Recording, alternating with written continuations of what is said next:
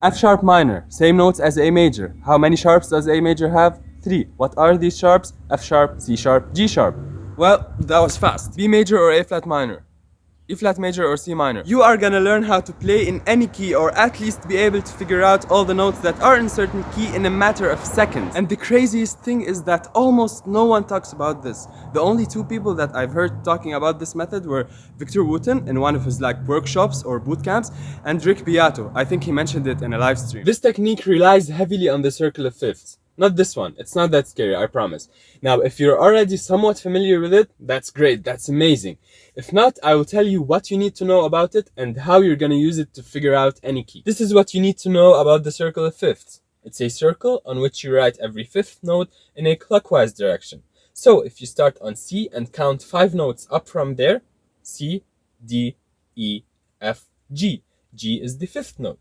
Now, what is the fifth of G? G, A, B, C, D. D is the fifth of G. The next one, A.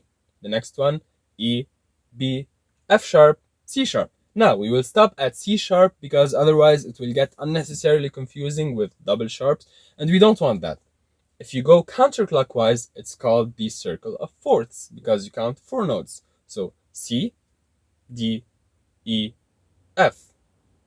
F is the fourth note. Another way to think about it is you can still count 5 notes but downwards. So F, E, D, C, B flat.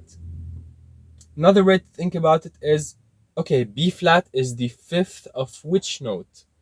B flat is the fifth of E flat, right? The next one is A flat, D flat, G flat, C flat.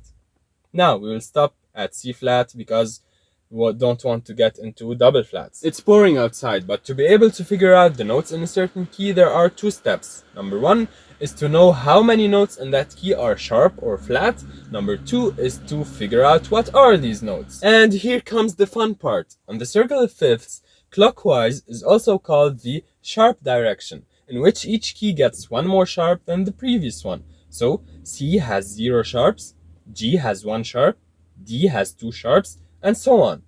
Now, counterclockwise is called the, you guessed it, flat direction, in which each key gets 1 more flat than the previous one. So C has 0 flats, F has 1 flat, B flat has 2 flats, and so on. Now we're done with step number 1.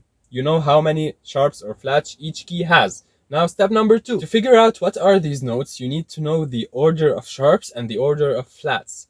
Now, to memorize these, there are 2 ways. One of them is through a phrase or a sentence. So for the sharps, it's fat cat goes dead after eating burritos. I did not invent this one, so take it or leave it. For the flats, it's Bob Evans ate donuts, got crazy fat.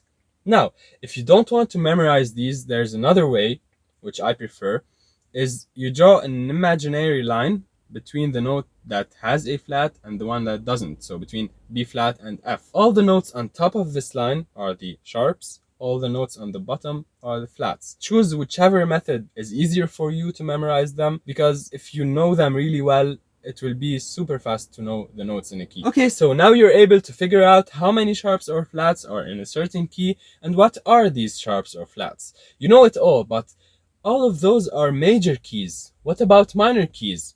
It's actually very simple, I'll tell you, but first let's do a couple examples to make sure that you understood this technique. Example number 1, let's do D major. How many sharps are in D major? C has 0 sharps, G has 1 sharp, D has 2 sharps. What are these sharps? Remember the order of sharps. Fat, cat, so it's F sharp and C sharp. Great. Example number 2, let's do D flat. C has 0 flats, F has 1 flat, B flat has 2, E flat, A flat, D flat. So D flat has 5 flats. What are these flats? Remember the order of flats.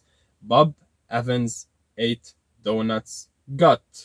So it's B flat, E flat, A flat, D flat, G flat. Now you know all your major keys. That's amazing. But what about minor keys?